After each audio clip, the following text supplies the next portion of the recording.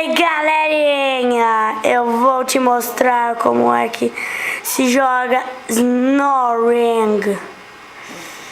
Primeiro você clica na coruja, depois a coruja tem que bater no elefante e ele tem que cair do penhasco.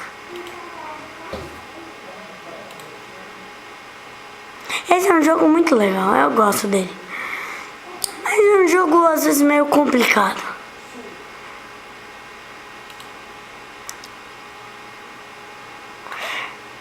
Olha esse nível, é meio complicado.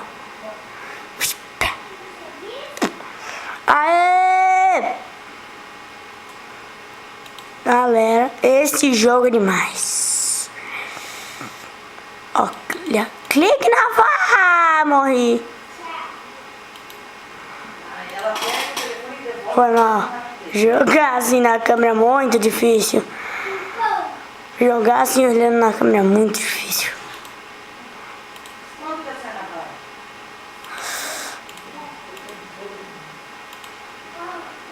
Yeah. Aí, vaquinha.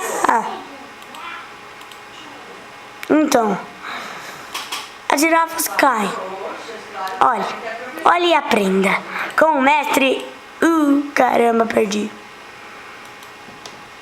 Tem que ser um pouquinho mais longe. Pode deixar, todo mundo aí também. Caramba. Nós vamos jantar com o André e com o Lê. Para, caramba. Pode parar. Vaquinha maluca.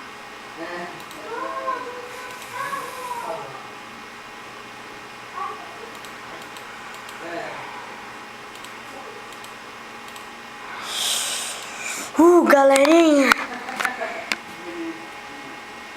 Espera aí. Eu vou ter que jogar de longe esse nível.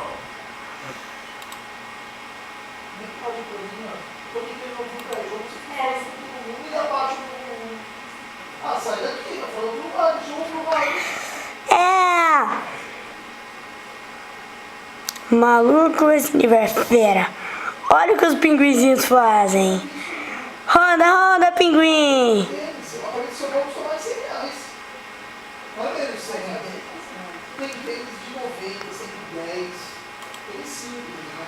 Eu vou jogar até o nível 8, mais ou menos. Que é o nível mais da hora que tem.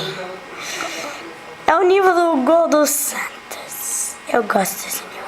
É esse mesmo. Olha, ele vai, toca para Neymar, Neymar de cabeça. E o Neymar erra o gol. Espera aí, o Neymar vai tentar acertar de novo. Martim, o Neymar acerta e Neymar erra.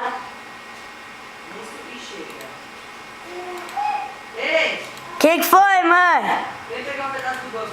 Já vou. Caramba. Gol do Santos! Agora eu vou ter que parar de gravar porque eu tô meio ocupado. Tchau, galerinha.